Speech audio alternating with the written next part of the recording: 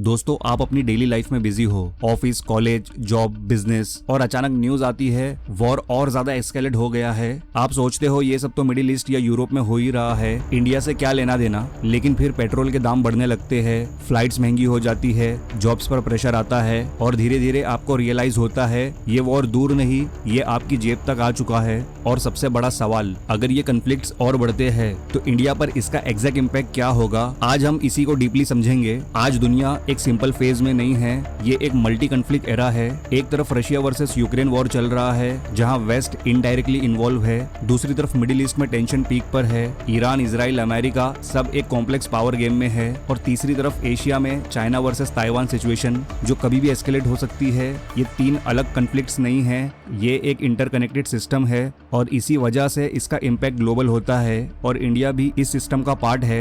सबसे पहला और डायरेक्ट इम्पैक्ट ऑयल है। इंडिया अपनी जरूरत का 80% से ज्यादा ऑयल इंपोर्ट करता है और उसका मेजर सोर्स मिडिल ईस्ट है। अगर वहां वॉर एस्केलेट होता है या स्ट्रेट ऑफ हॉर्मस जैसे रूट्स डिस्टर्ब होते हैं तो ऑयल सप्लाई हिट होती है, और जब ऑयल महंगा होता है तो सब कुछ महंगा होता है। Petrol, diesel, LPG, transport cost बढ़ता है, फूड प्राइसेस बढ़ते हैं और महंगाई डायरेक्टली आम आदमी को हिट करती है। आपको लगता है वॉर दूर हो रहा है, लेकिन उसका असर आपके मंथली बजट पर पड़ रहा होता है। लेकिन प्रॉब्लम सिर्फ फ्यूल तक लिमिटेड नहीं रहती, महंगाई एक साइलेंट अटैक होता है। सोचो, फ्यूल महंगा हुआ तो ट्रांसपोर्ट महंगा हुआ, ट्रांसपोर्ट महंगा हुआ तो सब्जी, फ्रूट्स, दूध सब महंगा हो गया, और फिर बिजनेसेस अपने प्राइसेस बढ़ाते हैं क्योंकि उनका कॉस्ट भी इंक्रीज होता है। ये एक चेन रिएक्शन है। और सबसे डेंजरस बात, सैलरी उतनी फास्ट इंक्रीज नहीं होती जितने फास्ट एक्सपेंसेस बढ़ते हैं। मतलब आपकी रियल इनकम धीरे धीरे कम हो रही होती है, और ये इफेक्ट स्लो है लेकिन पावरफुल है। अब आते हैं सेकंड इम्पैक्ट पर, जॉब्स। वॉर का डायरेक्ट इम्पैक्ट इंडस्ट्रीज पर पड़ता है। अगर ग्लोबल डिमांड स्लो होती है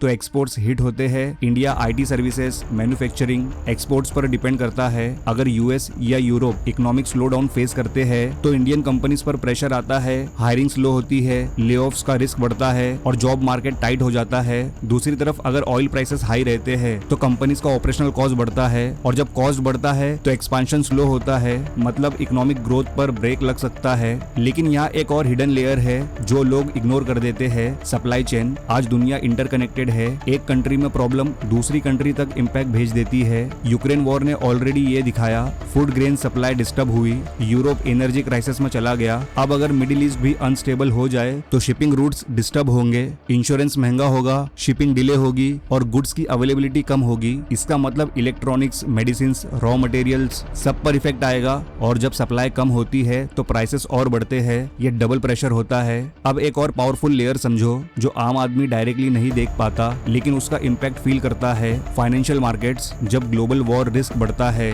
तो इन्वेस्टर्स सेफ असेट्स की तरफ भागते हैं, डॉलर स्ट्रांग होता है और इमर्जिंग मार्केट से पैसा बाहर निकलता है।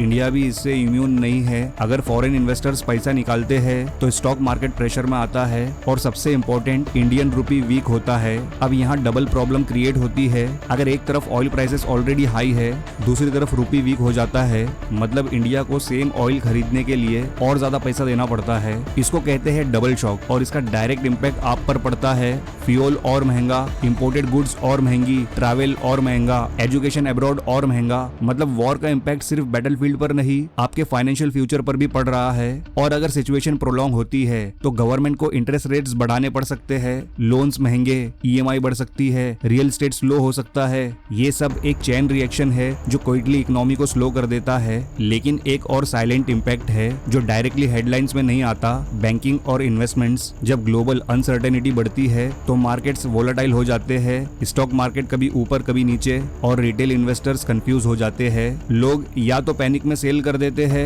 या फिर रिस्क लेने से डरते हैं। इसका इफेक्ट क्या होता है, वेल्थ क्रिएशन स्लो हो जाता है, mutual funds, SIPs, long term investments सबका ग्रोथ इम्पैक्ट होता है। दूसरी तरफ बैंक्स भी कैशियस हो जाते हैं, लोन्स देना टफ हो जाता है, क्रेडिट फ्लो स्लो होता है और बिजनेसेस को फंडिंग मिलना मुश्किल होता है। मतलब इकोनॉमिक इंजन धीरे धीरे स्लो हो जाता है और आम आदमी को लगता है सब नॉर्मल चल रहा है, लेकिन अंदर से सिस्टम प्रेशर में होता है। और सबसे लास्ट लेयर जो सबसे इंपॉर्टेंट है, आम आदमी यानी कि आप। जब वॉर का इम्पैक्ट आता है तो सबसे ज्यादा प्रेशर मिडिल क्लास पर पड़ता है। इनकम फिक्स्ड है, एक्सपेंसेस बढ़ते जा रहे हैं, सेविंग्स कम होती है और फ्यूचर अनसर्टन लगने लगता है। लोग अपने प्लान्स डिले करते हैं, घर खरीदना करना, बिजनेस स्टार्ट करना या इन्वेस्टमेंट्स बढ़ाना, ये सब स्लो हो जाता है। और जब मिलियंस लोग एक साथ केशियस हो जाते हैं तो पूरी इकोनॉमी की स्पीड स्लो पड़ जाती है। इसलिए वॉर सिर्फ बॉर्डर्स पर नहीं, आपकी लाइफ डिसीजंस पर भी इम्पैक्ट करता है। अब आते हैं सबसे कॉम्प्लेक्स इम्पैक्ट पर, जियोपॉलिटिक्स। इंडिया एक यूनिक पोजीशन में है। एक तरफ इंडिया का स्ट्रॉन्ग रिलेशन अमेरिका के साथ है, दूसरी तरफ रशिया के साथ डिफेंस टाइज है और ईरान के साथ स्ट्रेटेजिक कनेक्टिविटी है। अगर ग्लोबल कॉन्फ्लिक्ट एस्केलेट होता है तो इंडिया को साइड चूज करने का प्रेशर आ सकता है। लेकिन इंडिया ट्रेडिशनली एक पॉलिसी फॉलो करता है, स्ट्रेटेजिक ऑटोनॉमी, मतलब किसी एक कैंप में फुल्ली अलाइन नहीं होना। लेकिन जब टेंशंस एक्सट्रीम लेवल पर जाते हैं तो न्यूट्रल रहना मुश्किल हो जाता है और ये इंडिया के लिए एक टफ बैलेंसिंग एक्ट बन जाता है। वॉर का एक और इम्पैक्ट होता है सिक्योरिटी। अगर ग्लोबल इंस्टेबिलिटी बढ़ती है तो रीजनल थ्रेट्स भी इंक्रीज होते हैं। इंडिया ऑलरेडी चाइना और पाकिस्तान के साथ सेंसिटिव बॉर्डर्स शेयर करता है। अगर ग्लोबल फोकस शिफ्ट होता है तो रीजनल अपॉर्चुनिस्टिक मूव्स का रिस्क बढ़ता है। इसलिए इंडिया को अपनी मिलिट्री रेडीनेस हाई रखनी पड़ती है और डिफेंस स्पेंडिंग इंक्रीज करनी पड़ सकती है। मतलब गवर्नमेंट का बजट और स्ट्रेच होता है और इनडायरेक्टली ये इकोनॉमिक प्लानिंग को अफेक्ट करता है। लेकिन हर क्राइसिस एक अपॉर्चुनिटी भी होता है। मल्टीपोलर वर्ल्ड में इंडिया एक राइजिंग पावर है। अगर इंडिया स्मार्ट डिप्लोमेसी यूज करे तो वो एक मीडिएटर रोल प्ले कर सकता है, वेस्ट और ग्लोबल साउथ के बीच ब्रिज बन सकता है, सप्लाई चेन डाइवर्सिफिकेशन का बेनिफिट ले सकता है। कंपनीज चाइना से शिफ्ट हो रही है, इंडिया उन्हें अट्रैक्ट कर सकता है। मतलब अगर सिचुएशन को स्मार्टली हैंडल किया जाए तो इंडिया अपनी ग्लोबल पोजीशन स्ट्रॉन्ग कर सकता है। अब फाइनल सवाल, क्या ये सब ओवर हाइप है या रियल थ्रेट? सच बीच में है।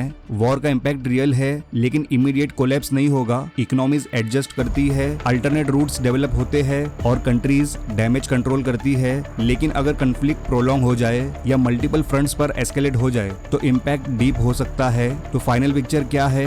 वॉर सिर्फ बैटलफील्ड पर नहीं होता, वो इकोनॉमी, मार्केट्स और डेली लाइफ में भी होता है। आपको लगता है ये सब न्यूज चैनल्स तक लिमिटेड है, लेकिन रियलिटी ये है हर ग्लोबल कन्फ्लिक्ट आपके घर तक आता है, कभी फ्यूल के फॉर्म में, कभी प्राइसेस के फॉर्म में, कभी जॉब्स के फॉर्म में। और इंडिया के लिए चैलेंज क्लियर है, बैलेंस मेंटेन करना, इकोनॉमी स्टेबल रखना और अपनी ग्रोथ को प्रोटेक्ट करना। क्योंकि आज का वर्ल्ड सिंपल नहीं है, ये इंटरकनेक्टेड है और इस इंटरकनेक्टेड वर्ल्ड में कोई भी वॉर किसी भी कंट्री के लिए दूर का वॉर नहीं होता। तो दोस्तों, इस बारे में आपकी क्या राय है नीचे कमेंट सेक्शन में जरूर बताएं और ये वीडियो अच्छा लगा हो तो लाइक और शेयर जरूर करना। और अगर इस चैनल पर पहली बार आए हो तो वर्ल्ड डायनेमिक्स को सब्सक्राइब जरूर करें। ऐसी ही जियोपॉलिटिकल वीडियोस की नोटिफिकेशंस पहले पाने के लिए। तो मिलते हैं नेक्स्ट वीडियो में एक नए टॉपिक के साथ। Good bye.